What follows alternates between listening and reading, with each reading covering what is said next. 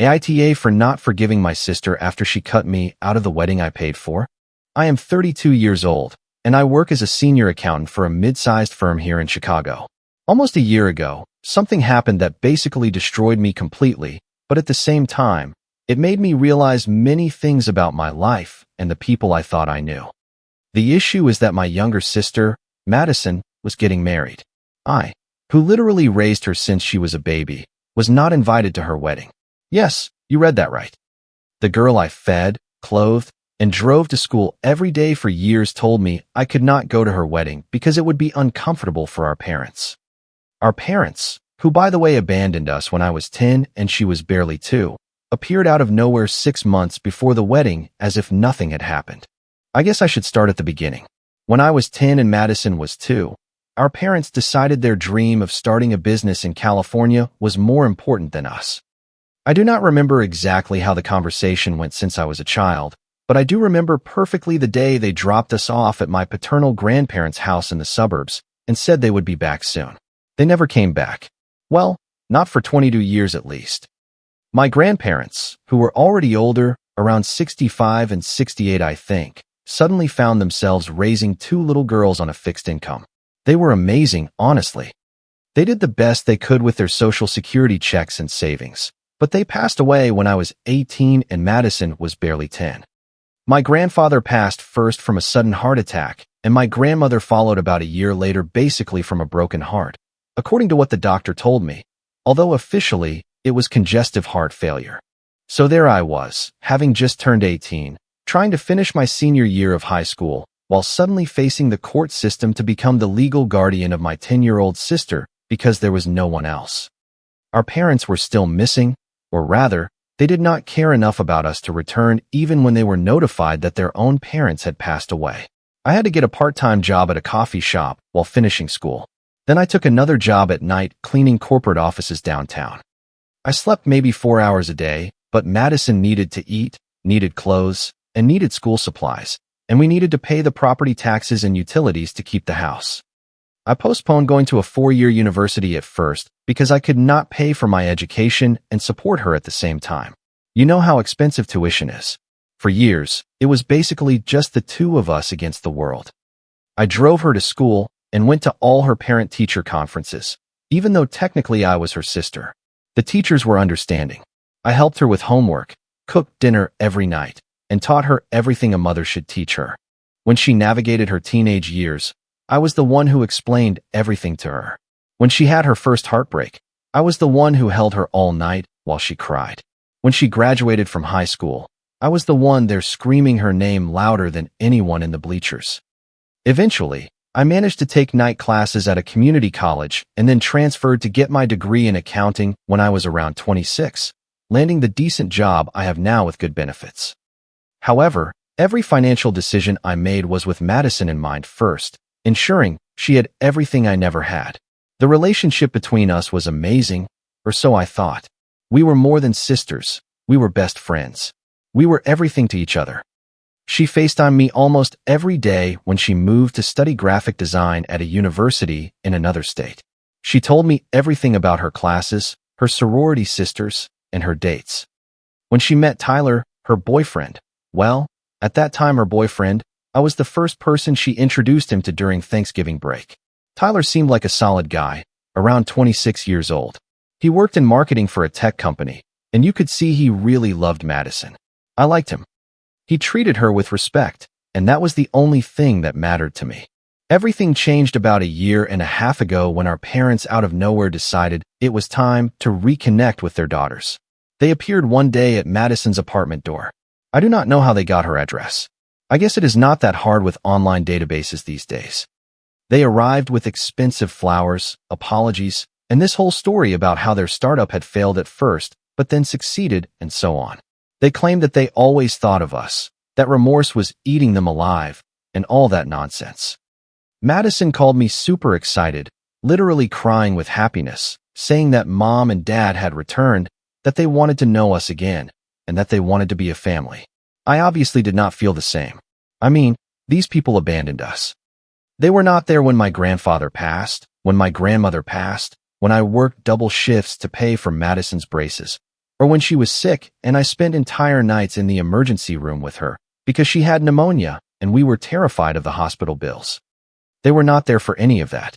And now that Madison was already a functional adult, now that I had already done all the hard work, they wanted to play the role of parents. No thanks. I made it very clear to Madison and them that they could have whatever relationship they wanted, but that I was not interested. I went to a dinner Madison organized at a nice steakhouse so we could meet again, basically for her sake, but it was incredibly awkward and horrible. I did not see them again after that. Madison, however, decided to give them a chance. She started spending more time with them, calling them mom and dad again like nothing happened, and visiting them in their new house.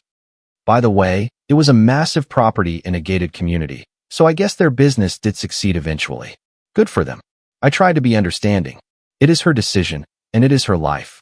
If she wants to forgive them, that is fine. But I could not understand how she did it so easily.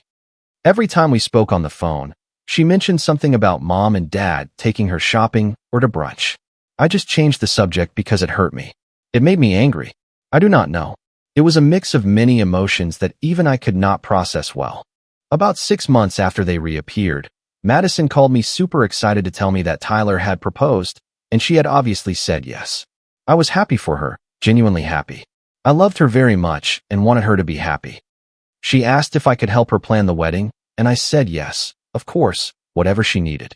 We spent weeks talking about dresses, floral arrangements, venues, the guest list, and all that stuff you do when planning a wedding. I automatically assumed I would be her maid of honor. I mean, it was obvious, right? I had basically been her mother figure all her life. But then, about 3 months before the wedding, Madison stopped answering my calls so frequently. When we spoke, the conversations were shorter and more superficial. I asked her several times if everything was okay, and she said yes, that she was just busy with preparations and work. I believed her because planning a wedding is stressful. I get it. What I did not know was that she was avoiding me because she did not know how to tell me what she was about to tell me. A month before the wedding, Madison asked to meet for coffee. I thought it was to finalize details regarding the rehearsal dinner or something like that. We sat in this coffee shop near her apartment, and she was visibly nervous. She would not look me in the eye, and I started to worry, thinking maybe she had broken up with Tyler or something serious had happened. But no, what she said was worse. She told me, and I swear these were her exact words, "Harper, I love you very much, and I will always be grateful for everything you did for me, but I cannot invite you to my wedding." I sat there without understanding. Is this a prank? But she went on explaining that mom and dad were going to be there, that they wanted to be part of her special day, and that my presence was going to create tension for them because I had basically made it clear to them that I did not forgive them and did not want to have a relationship with them. I could not believe it. I literally could not process what I was hearing. I told her, wait, are you telling me I cannot go to your wedding because it makes them feel uncomfortable? The people who left us? The people who were not there when we needed them most? She said she was very sorry, but it was her decision. She did not want drama on her special day, and she hoped I understood. I asked her what Tyler had said about this, and she admitted he did not know the whole story. He thought I was traveling for work or something like that, and that is why I was not going to be able to attend. She had lied to her future husband about me. I left that coffee shop feeling like I had been punched in the stomach. The following weeks were a nightmare. I could not eat, I could not sleep well, and I could not concentrate at the office. I lost like 10 pounds. My friends told me I should confront Madison, that I should tell Tyler the truth, but I could not. I did not want to ruin her day, even though she had ruined everything between us. Part of me still loved her and still wanted to protect her. That made everything even more painful. On the wedding day, I stayed home crying in my apartment. I did not go, obviously, but I was checking Instagram like a masochist, looking at the photos guests were posting. Madison looked beautiful in her designer dress. Our parents were there smiling like they were parents of the year. Everything was perfect on the surface. But then, about 2 hours after the ceremony started, my phone started blowing up with text messages. Sarah, Madison's best friend, wrote to me saying she needed to call me urgently. When we spoke, she was crying and upset. I could barely understand what she was saying, but basically, she explained that Tyler had discovered the truth. It turns out one of Tyler's cousins, who coincidentally knew me because we had met at a corporate networking event years ago, was at the wedding and asked why I was not there, knowing Madison was my sister. When they told him I was traveling on business, he said that was weird because he had literally seen me 2 days before at a grocery store in the city. That made Tyler start asking questions. Eventually, one of our uncles, Uncle Dave, whom I was never close with but who at least was an honest man, told him the whole truth. He told him that I had basically raised Madison as a single guardian, that our parents had left us and had just returned recently, and that Madison had excluded me from the wedding so as not to make the parents uncomfortable. Sarah told me that Tyler, in the middle of the reception, asked for the microphone to make a toast. Everyone thought he was going to do something nice and romantic, but instead, he gave a speech about honesty and family values. He said something like, "I just found out that the most important person in my fiancé's life, the person who raised her, who sacrificed everything for her, is not here today because my fiancé chose the people who abandoned her over the person who never left her. I cannot marry someone who holds those values. I am sorry." And he walked out. He literally walked out of his own wedding. The guests were in shock. Madison was crying hysterically. Our parents tried to follow Tyler, but he did not want to talk to anyone. Our parents, true to their style, also left shortly after. They did not comfort Madison. They did not stay to support her. They just got in their luxury car and left because the situation was too uncomfortable for them. Again, they chose their comfort over their daughter. Madison stayed there in her wedding dress, surrounded by uncomfortable guests, with her best friend trying to console her. Sarah said it was the saddest thing she had ever seen in her life. About an hour later, Madison called me. I saw her name on the screen and hesitated whether to answer, but in the end, I did. She was crying so hard she could barely breathe, saying I am sorry over and over again, asking me to come get her, to help her, to forgive her. And I do not know. I sat there listening to her cry and felt nothing. I mean, I felt many things, but at the same time, I felt numb. I told her I was not going to go, that she had made her decision and now had to deal with the consequences. And I hung up. I know it sounds cold and probably was, but in that moment, I could not do anything else. I had nothing left to give. The following weeks were chaos, as I found out later. Tyler would not answer Madison's calls. Our parents basically disappeared again. What a surprise. She had to cancel the honeymoon, return wedding gifts, deal with the vendors, and explain to people what had happened. Sarah kept me updated because we kept talking, and she told me Madison was destroyed. She would not leave her apartment and had to take a leave of absence from work because she was having severe anxiety attacks. 2 weeks after the canceled wedding, Madison appeared at my door. I almost did not recognize her. She had lost weight. She had dark circles under her eyes. She looked 10 years older. She asked if we could talk, and after much hesitation, I let her in. She sat in my living room and started apologizing, explaining it had been the worst decision of her life. She said she did not know what she was thinking, that she had idealized our parents and had been selfish and cruel to me. She cried and begged me to forgive her, saying that she needed me and that I was the only real family she had. I will not lie. Part of me wanted to hug her and tell her everything was okay, but it was not okay. Nothing was okay. I told her I appreciated her apology, but that I needed time. I could not just forget what she had done. She had broken my heart in a way I did not know if it could heal.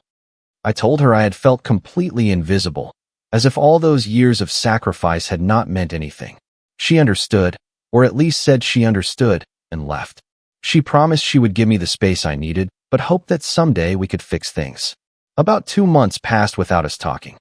I started seeing a therapist because I needed to process all this with a professional, someone neutral who was not my friends who were already tired of hearing me talk about the same thing. My therapist helped me understand that I had the right to be angry and to feel betrayed, but that I also had to decide if I wanted to keep Madison in my life or not, because living in this limbo was not healthy for either of us. Sarah told me that Tyler eventually contacted Madison to apologize for how he handled the situation at the wedding. He admitted that making that public speech had been harsh and that he should have spoken to her privately. However, he did not regret canceling the wedding because he could not marry someone who had shown those values. They met for coffee to have some closure. Madison explained that she had been seeing a therapist too, that she was working on her abandonment issues and understanding why she had made those decisions. Tyler told her he appreciated that she was working on herself, but needed time to think if he wanted to give her another chance or not. About 10 months after all the drama, Sarah wrote to tell me that Tyler and Madison had started talking again, that they had gone to couples therapy together and were trying to rebuild their relationship. They were not going to get married yet. In fact, Tyler had been very clear that if they ever got married, it would be after a long time and a lot of work, but they loved each other and wanted to try. She asked me how I felt about it, and honestly, I did not know what to feel. I was glad Madison was finding some happiness, but it also hurt not to be part of that. About 3 months ago, Madison wrote me a long email asking to meet in person. She said she had been working hard in therapy, that she understood the emotional damage she had caused me, and did not expect me to forgive her immediately, but wanted to start rebuilding our relationship if I was willing. I hesitated a lot. I spent 2 weeks thinking about what to do, but in the end, I accepted. We met in a neutral park downtown. Neither of us wanted to be at the other's apartment for this conversation. When I saw her, she looked better than the last time, healthier, although I could still see the weight of everything that had happened on her face. We talked for hours. She explained that all her life, she had felt this void from not having our parents. When they returned, she felt as if she could finally fill that void, and in her head, she thought if she did everything perfectly, if she was the perfect daughter, they would never leave again. She admitted she knew it was wrong to exclude me, and that every day that passed before the wedding she felt worse about it, but she was so trapped in this fantasy of a perfect American family that she could not see past it. She told me she completely understood if I could never forgive her, but that she was going to spend the rest of her life trying to make it up to me in some way. I told her everything I had been holding in. All the nights I cried thinking about how she had thrown me away, all the times I questioned if everything I had done for her had been worth it, and all the years of my youth I sacrificed so she could have a better life. I told her I had felt used, as if I had only been useful when she needed a guardian, but disposable when she had better options. I did not scream. I did not cry. I just told her the raw and honest truth. She just listened, did not try to defend herself, just accepted everything I told her and said I was right about everything. I do not know exactly when it happened, but at some point in that conversation, something shifted inside me. Or maybe it settled. I am not sure. I saw her. I really saw her. I did not see the 24-year-old woman who had betrayed me. I saw the 2-year-old girl who held my hand when she was scared of the dark. I saw the 10-year-old girl who cried for our grandparents at the funeral home. I saw the teenager who hugged me when I was exhausted from working double shifts. I saw all the love we had shared, everything we had overcome together, and realized I did not want to lose that forever, even though right now everything was broken. I told her I could not promise things would go back to how they were before, and that probably they would never be like before, but I was willing to try to rebuild something new, something different. I made it clear it was going to take time, a lot of time, and that there were going to be moments when I would be angry and resentful, and she would have to accept that. She said she understood, that she accepted any condition, and that she just wanted to have me in her life in some way. Since then, we have been seeing a family therapist together about once every 2 weeks. It is hard, I will not lie. There are sessions where I leave angrier than I entered because we process very painful things, but there are also moments where we remember good times and laugh like before, even if it is for a second.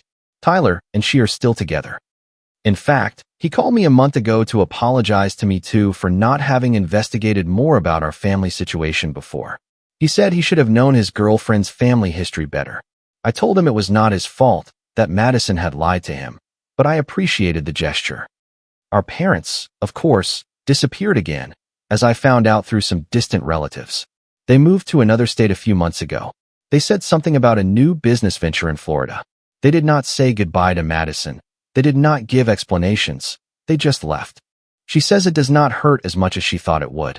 In therapy, she has been working on accepting that they simply do not have the capacity to be the parents she needed, and that it is okay because she already has people who do truly love her. I do not know if she has really accepted all that or if she is just saying what her therapist tells her to say, but I want to believe it is true. Last week, Madison invited me to dinner at her apartment with her and Tyler. It was weird, but also nice. We cooked together like we used to when she lived with me, and for a moment, it almost felt normal. It almost felt like before.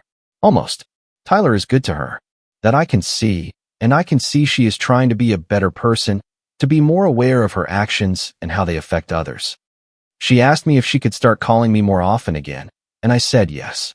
We could try to have more regular contact again, but without pressure and without expectations that everything is fixed already.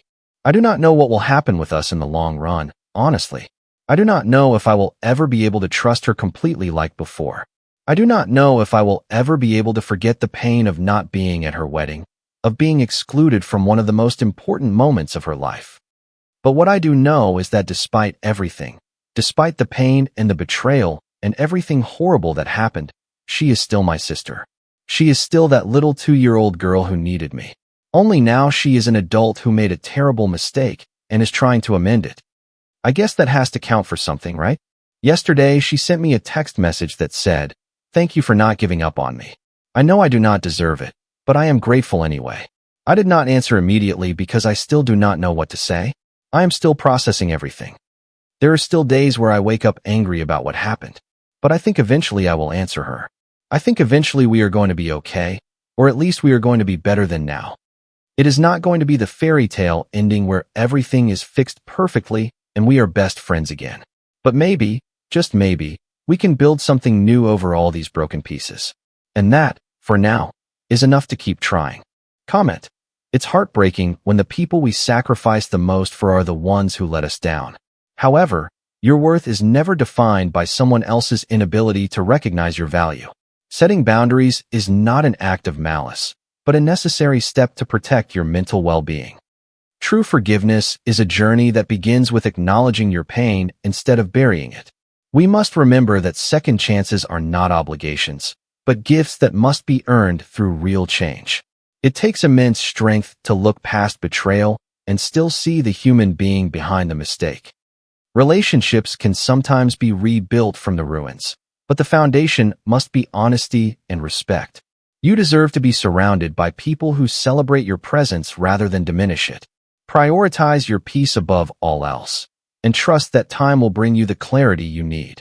If you liked it, don't forget to leave a comment and support the channel by subscribing. See you in the upcoming stories.